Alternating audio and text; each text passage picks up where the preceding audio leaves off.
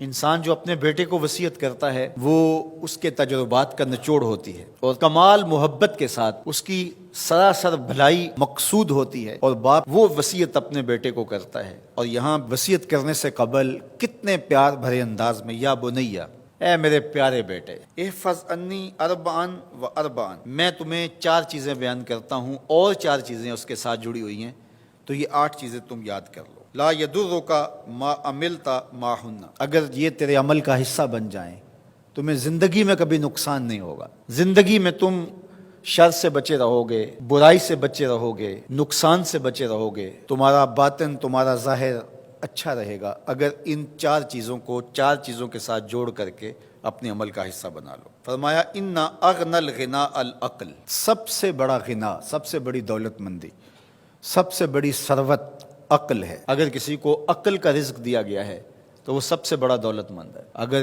اس کے پاس مال و متاع بہت سارے ہیں لیکن بے وقوف ہے تو وہ دولت مندی نہیں ہے۔ وَأَكْبَرُ الْفَقْرِ الْحُمْقُ، اور سب سے بڑا فقر اور سب سے بڑی محتاجی جہالت ہے۔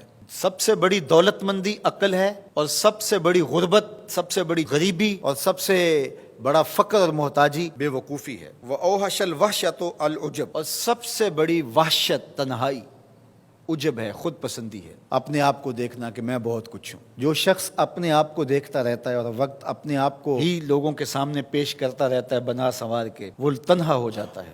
لوگ اس کی ان خوبیوں کا بھی انکار کر دیتے ہیں جو خوبیاں واقعتاً اس کے اندر موجود ہوتی ہیں۔ اگر پاؤ ہے تو اپنے آپ کو سیر نہ بتاؤ، لوگ پاؤ کا بھی انکار کر دیں گے۔ تو جو جس حالت میں ہو وہی حالت لوگوں کے سامنے ہونی چاہیے، بلکہ اس سے اگر کم ہو۔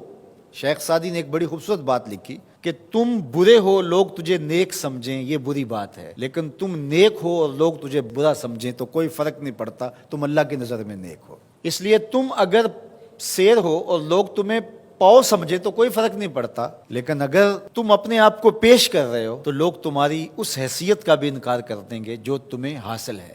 وَأَكْرَمُ الْحَسَبِ حُسْنُ الْخُلْقِ، سب سے اچھا جو حسب و نسب ہے وہ کیا ہے؟ میں فلاں ہوتا ہوں، میں فلاں ہوتا ہوں، میں فلاں کا بیٹا ہوں، فلاں قبیلے سے میرا تعلق ہے، میرا باپ بڑا امیر کبیر تھا۔ اپنا حسب نامہ اس طرح لوگ پیش کرتے ہیں، مجھے جانتے ہو کہ میں فلاں ابن فلاں ہوں۔ سیدنا علی المرتضیٰ فرماتے ہیں بہترین جو حسب ہے جو آپ پیش کرتے ہیں وہ کیا ہے؟ حسن الخلق، تمہارے اخلاق کیسے ہیں، تمہارا خلق گواہی دے گا کہ تم اچھے خاندان کے چشم و چراغ۔ مشکانست کے خود ببوئت نہ کہ عطار بگوئت۔ فارسی کا ایک مقولہ ہے کہ خوشبو وہ ہوتی ہے جو خود بتائے کہ میں خوشبو ہوں۔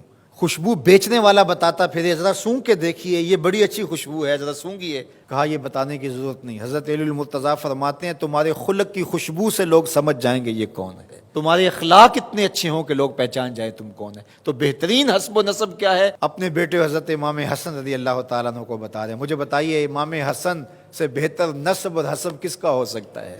رسول اللہ کی بیٹی کے بیٹے، امام الاولیاء کے فرزند ہیں، رسول اللہ کے نواسے ہیں، بنو ہاشم کے چشم و چراغ ہیں۔ تو انہیں یہ نہیں کہا کہ تم یہ بتاتے پھرنا، بلکہ کہا کہ تمہارا خلق گواہی دے کہ میں محمد کا نواسا ہوں، تمہارے اخلاق گواہی دے کہ میں نے فاطمہ کا دودھ پیا ہے، تمہارا کردار گواہی دے، تمہاری شجاعت گواہی دے کہ تم علی کے فرزند ارجمند ہو۔ اللہ اکبر۔ پھر حضرت علی المرتضیٰ رضی اللہ تعالیٰ عنہ ان چیزوں کو بیان کرنے کے بعد فرماتے ہیں یا بنیا، اے میرے بیٹے، ایاک والمصادقہ الاحمق، بے وقوف شخص کی دوستی سے ہمیشہ بچنا۔ فإنہ یرید ان ینفعک فیضرک، وہ دل سے چاہے کہ تمہیں نفع پہنچائے لیکن اپنی جہالت کی وجہ سے، اپنی بے وقوفی کی وجہ سے تمہیں نفع نہیں پہنچا سکے گا، تمہیں نقصان پہنچا دے گا۔ کہا جاتا ہے کہ بے وقوف دوست سے دانا دشمن اچھا ہے، تو وہ اسی قول کا مفہوم ہے۔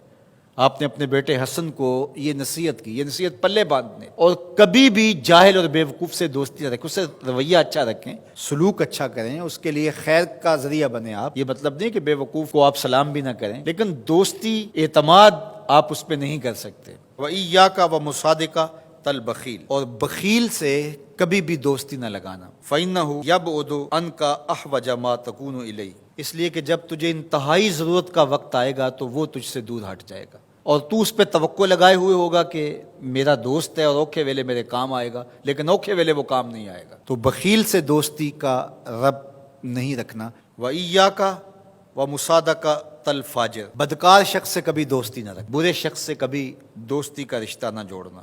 فَإِنَّهُ يَبِيعُكَ بِالطَّافَةِ، جو فاسق و فاجر ہے، برا شخص ہے، بدکار ہے، اس سے دوستی نہ رکھنا، اس لیے کہ وہ بہت تھوڑی قیمت میں تجھے بیچ دے گا۔ اور آخری بات، وَإِيَّاكَ وَمُصَادَقَةَ الْكَذَّابِ، جھوٹے آدمیوں سے کبھی دوست نہیں رکھنا۔ فَإِنَّهُ كَالسَّرَابِ يُقَرِّبُ عَلَيْكَ الْبَعِيدَ وَيُبْعِدُ عَلَيْكَ الْقَرِيبَ، وہ بعید کو تجھے قریب دکھائے گا، قریب کو تجھے بعید دکھائے گا۔ جو چیز قریب ہوتی ہے، جو سراب ہوتا ہے تو دور سے پانی دکھائی دیتا ہے، لیکن جب قریب جا کے دیکھتے ہیں تو سراب ہوتا ہے، پانی نہیں ہوتا۔